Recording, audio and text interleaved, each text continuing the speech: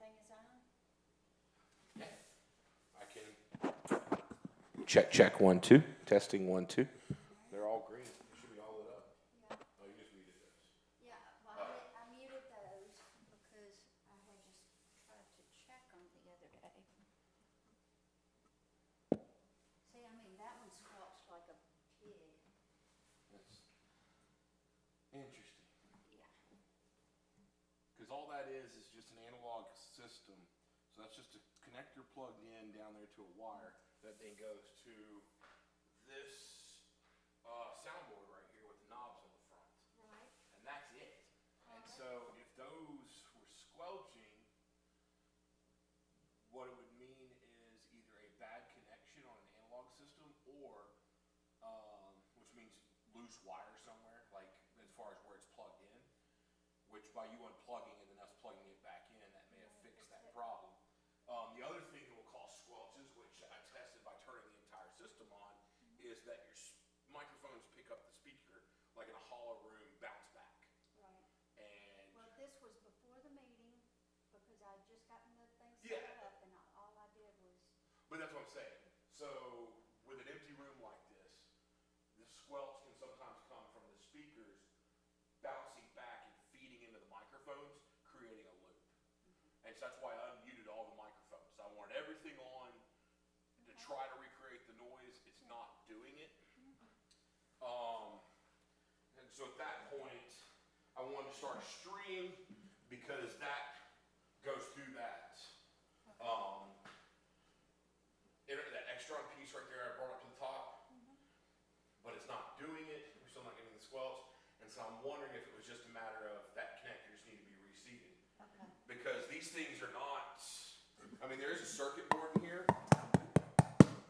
but they're rugged as all get out. The reason why courts and government use them is because they're pretty durable. So if it happens again, I should check the connection. Let's try it. Yeah, because that's the only thing. I cooled it up and kept it away from the electrical. Okay. You don't normally want to run mic cable with electric, Okay. but it's not that big of a deal because you are doing it right. You're running balanced audio, so that should help. Okay. But All yeah, right. it's an old system, but that's good in your favor because there's not much for it to go wrong.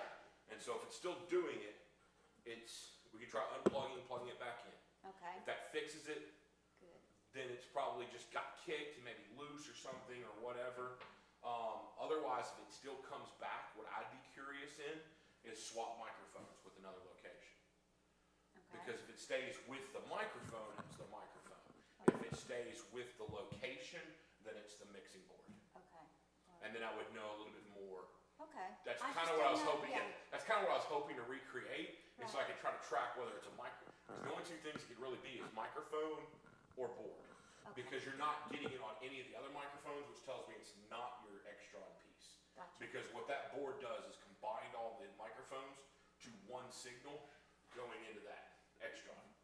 So technically, once it gets to the extron and then goes to the speakers, it's all one signal. All these mics are combined together. Okay. So if it's only doing it on one, then that means it's either the mic itself or the mixing board with the knobs on it. Okay. Can I ask you a question, because Yeah. I don't think I did No when we problem. were here before? If I need to turn the mics down because we're getting feedback, I use these buttons right here. Correct. That's what you And want. the lower the number, okay. I just want to make sure I was doing that right, so. I mean, if you want, I can talk into it. This one's 3. If you want to just play with the knob on 3, twisting it back and forth, check 1, 2, 1, 2, 1, 2. See, that's going quiet. And then that's getting louder and louder and louder. Okay. Now, I will say this.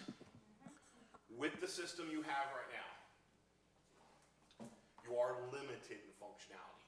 The way how tinny that sounds, where I'm getting a higher register in my voice and more nasally, but I'm not getting the natural baritones that I tend to have anyways, that's because you have that Shure board, Tone or it gives you no EQ. Yeah.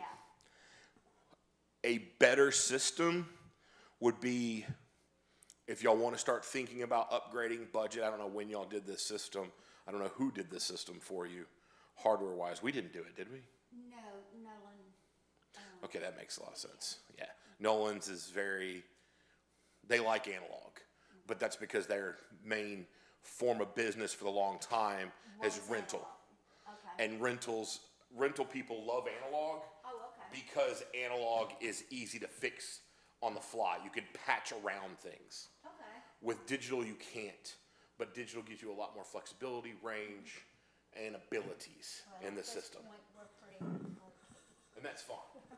But if y'all ever did want to start talking about it and this becomes, the microphones are fine unless you have a bad microphone, which we can get fixed. What I would end up doing is the Extron and the mixer there, combine it into one device called, which is a DSP, which is digital sound processing. okay. It does kind of the same thing as that Extron, but it has a lot The more. box. Yeah, it would take up the whole rack, and you could go in and through computer connections, you can equalize, set tones, set levels, and things like that. Gotcha. It's more expensive, but, and I know with smaller municipalities, sometimes y'all are at least really good about being good stewards with the money, which We groups try. like Memphis, not Yeah. so much. Trust me, they have things that I'm like, what, you don't need this, why? I know, I worked for Shelby County for 15 years. Oh, they were bad too, yeah. Oh, they were, yeah, it's like, wow, guys. Anyways, all that being said, you have a good system, Okay. but if you're having issues with the microphones, it's going to be the microphone probably for that board. Okay. If all the microphones were acting up, then I would lean towards the Extron since that's what it's going into. Okay, so this is something we had. Yeah, I'm gonna put it You back just in the brought it rack. back. I brought it out for Okay. access for me. All I right. wanted to look at the wiring. Okay, all right. That's a DM cable that, Don't it's a know. control cable, but I didn't see it plugged into anything. It was just kind of hanging out back there. Well, it's probably just hanging out. Yeah. So, that being said, yeah, Okay. I don't see, I'll clean all this up before I leave, but Okay. that's kind of where we're at. And then I'll put all that in notes and then send it back. And you'll get a copy of my notes. Okay. That way, when this does arise, you have All right. something. See, here's that warning idea.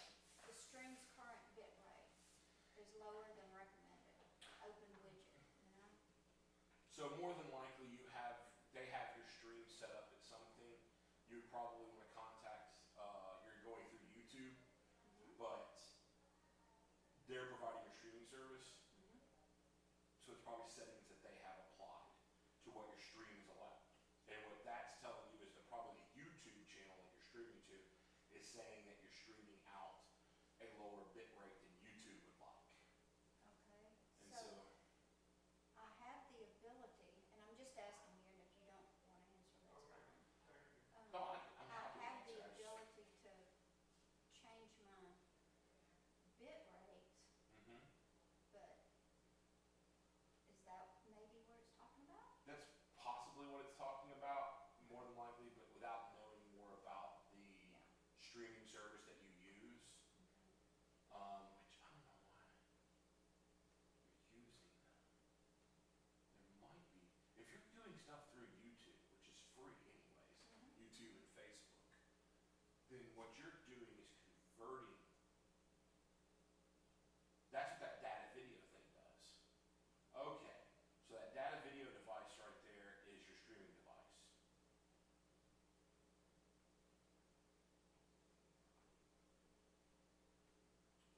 I don't know enough about it. Okay, well, that's fine. I just was gonna hit that off or ask you But about yeah, that. completely familiar with data video, Okay. but I want to say we use a company,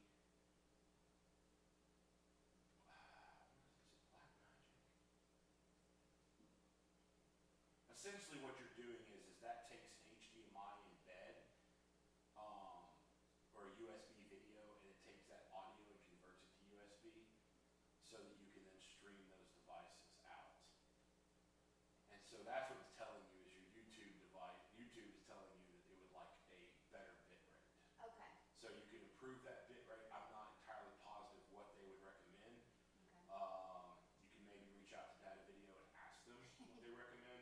I know it's hard to get a hold of them, but maybe an email response or something at least, since it's not a hurry. It's not going to hurt your stream. It disclaimer of saying, hey, quality